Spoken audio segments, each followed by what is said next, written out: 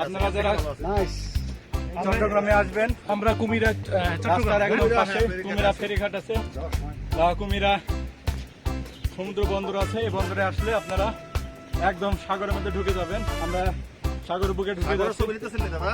হ্যাঁ, আসতে একদম সাগরের বুকে ঢুকে যাচ্ছি আমরা। প্রায় 1 কিলোমিটার রাস্তা কাটা হয় নাকি? শিপ যেন মাল নামায় না, এটা বন্ধন না। এই জায়গায় হচ্ছে যে শিপগুলোর বয়স শেষ হয়ে গেছে, নষ্ট হয়ে যায়, হ্যাঁ, যেগুলো মেয়াদ সে উত্তীর্ণ হয়ে যায়, ওই শিপগুলো এই জায়গায় কাটা হয়। হ্যাঁ, শিপের হচ্ছে গিয়ে গ্রেভিয়ার্ড বলা হয় আর কি, শিপ ব্রেকিং ইয়ার্ড। এই শিপ ব্রেকিং ইয়ার্ডগুলো হচ্ছে এই জায়গায়, এই পাড়ের মধ্যে।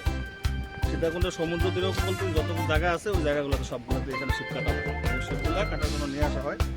আর এই পুলটা গেছে কারণ হচ্ছে এটা ভাটার সময় হচ্ছে এই জায়গায় পানি থাকে না, এই জন্য ওখান থেকে উঠতে হয়। আর জোয়ারের সময় মোটামুটি একবার পাড়ের থেকে মাছ উঠতে হয়। এবং হচ্ছে সমুদ্রের থেকে যে ইলিশ মাছ বা অন্যান্য মাছ ধরা হয়, ওই মাছগুলো আসলে ধরে ছোট ছোট নৌকায় করে আসলে সাধারণত এখানে নিয়ে আসা হয়। ভিতরে হয়তো বড় নৌকাগুলো মাছ থেকে, আর ছোট নৌকায় করে পাশে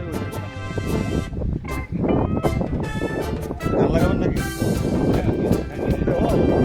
চরম লাগবে, দুর্দান্ত লাগবে। যদিও সুন্দর দেখা যাচ্ছে না, কালো কালো আসতেছে না।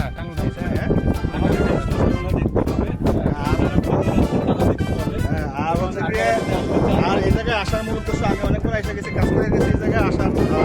সেটা হচ্ছে আলামিনের জন্য, আলামিন একটা সুন্দর একটা ভিউ দেখানোর জন্য নিয়ে আসা। আমার মনে হয় তার ভালো লাগছে, আমার খুবই ভালো লাগছে। আপনাকে অসংখ্য ধন্যবাদ আমার পক্ষ থেকে।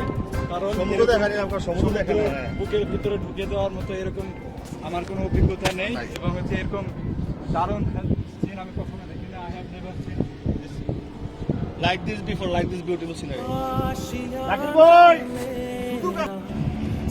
আমরা তো অর্ধেক আসতে পারি না।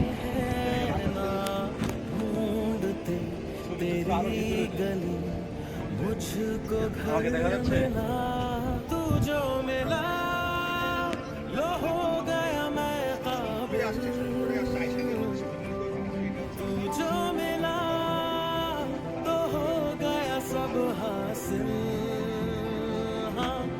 मुश्किल सही आसान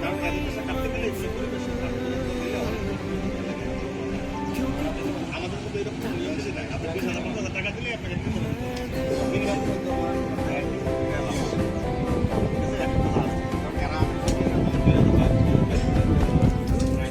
जाना तेरा मान जाना मेरा ওই যে 3 লাখ টাকা দিতে আপনি আগে আপনি 2 লাখ টাকা অনলাইনে